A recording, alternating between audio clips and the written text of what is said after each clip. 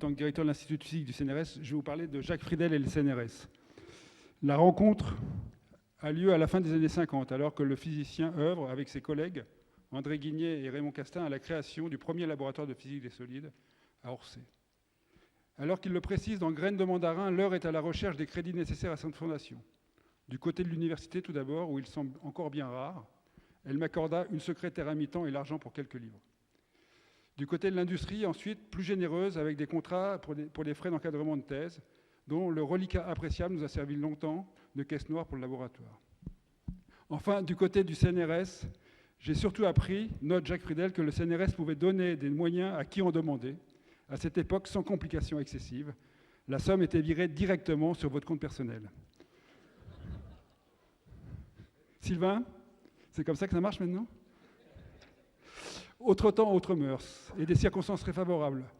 Le CNRS profite à ce moment-là d'une hausse considérable de ses crédits décrétés au plus haut niveau de l'État par le général de Gaulle. Le budget de l'établissement double entre 1958 et 1960 et augmente de 25% par an jusqu'à 1969. Certains ont comparé cette période à un âge d'or pour la recherche scientifique. Au-delà du rôle de l'établissement dans le financement de la vie du laboratoire, puis dans la construction du nouveau bâtiment du LPS, Jacques Friedel a participé de très près à l'une des réformes les plus importantes de l'histoire du CNRS, la création en 1966 des laboratoires associés. C'est ce qu'on disait tout à l'heure. Portée par le directeur général du CNRS, Pierre Jacquinot, et par son successeur à la tête du laboratoire Aimé Cotton, Robert Chabal, elle a bénéficié du soutien et de l'expertise du triumvirat du LPS. Jacques Friedel en livre les enjeux d'une manière aussi concise que précise dans ses mémoires. Ce concept de laboratoire associé, écrit-il, qui garantissait un soutien général du CNRS à tout gros laboratoire universitaire de valeur, a, en se généralisant, ancré fermement le CNRS dans l'université. Il a aussi permis la recherche universitaire de se développer de façon plus harmonieuse en jouissant d'une certaine stabilité de ses ressources. Il s'agit d'un résumé admirable de l'essence même de cette réforme et de ses effets sur l'organisation de la recherche de notre pays, avec le rapprochement de deux principaux acteurs scientifiques, le CNRS et l'université, qui, jusqu'alors, se regardaient un peu en chien de faïence.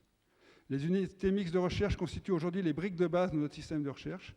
Leurs stratégies scientifiques sont élaborées conjointement entre organismes de recherche nationaux, établissements d'enseignement supérieur et grandes écoles. Créatrice de valeur, cette mixité nous est enviée de par le monde. Le LPS figure ainsi parmi les tout premiers laboratoires associés au CNRS. Dès la première vague de contractualisation, il apparaît comme le LA2. Tout de suite après le LA1, Institut de recherche mathématique avancée de Strasbourg, mais devant l'Institut de mécanique des fluides de Toulouse, LA3, le laboratoire de spectroscopie hertzienne de Kastler, LA15, et le laboratoire Le Prince Ringuet à Polytechnique, LA16. En juillet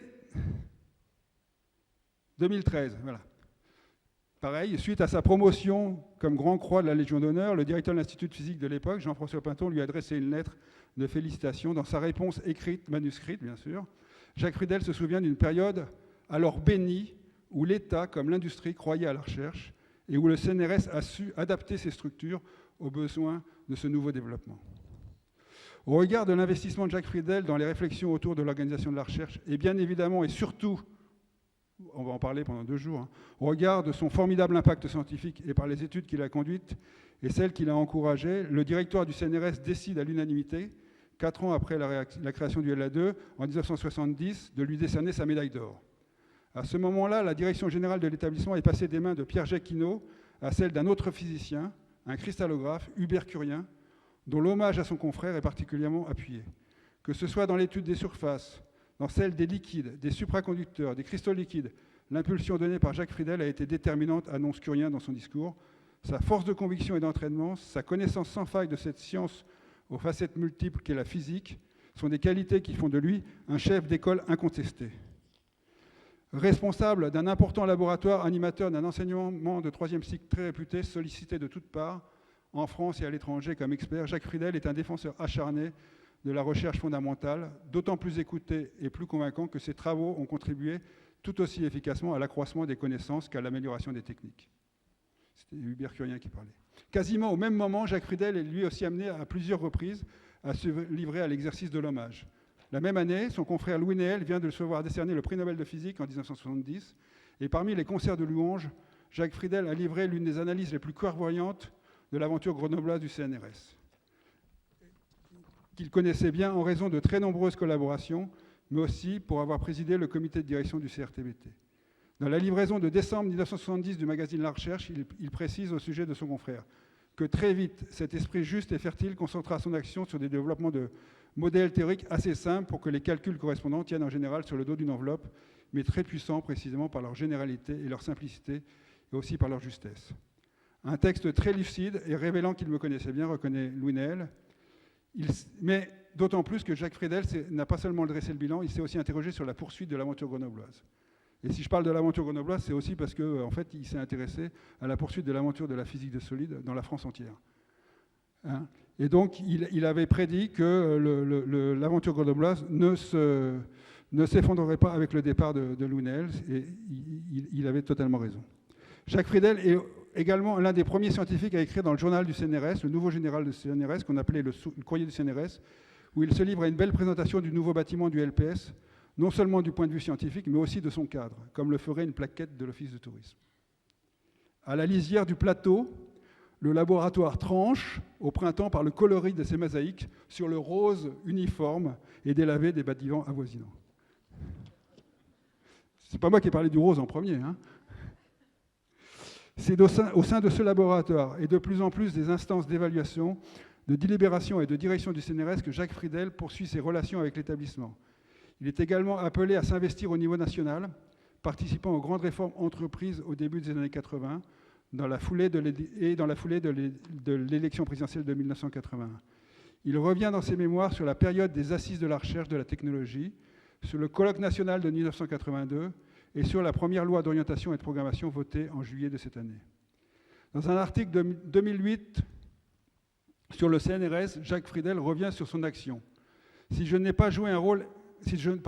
joué qu'un rôle épisodique au sein du conseil scientifique du CNRS dans les années 1980, j'ai eu à intervenir en m'opposant à Mme Saunier-Céité, secrétaire d'État aux universités, puis à M. Chevènement, ministre de la Recherche, quand ceux-ci ont successivement voulu imposer au CNRS leur choix pour les directeurs scientifiques, sans consultation.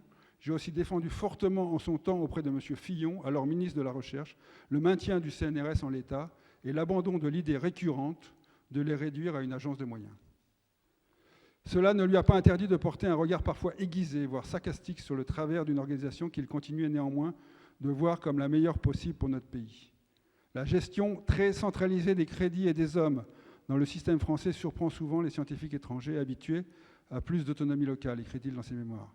Il est vrai qu'un ministère de l'Éducation nationale, qui gère un personnel plus nombreux que celui de l'ancienne armée soviétique, et un CNRS multiforme aux ambitions récentes quelque peu démesurées, pose à première vue un problème. J'aimerais cependant dire clairement que tel que je l'ai vu fonctionner pendant une grande partie de ma carrière, ce système centralisé de la recherche fondamentale était non seulement viable, mais probablement le meilleur possible pour nous mettre sur pied.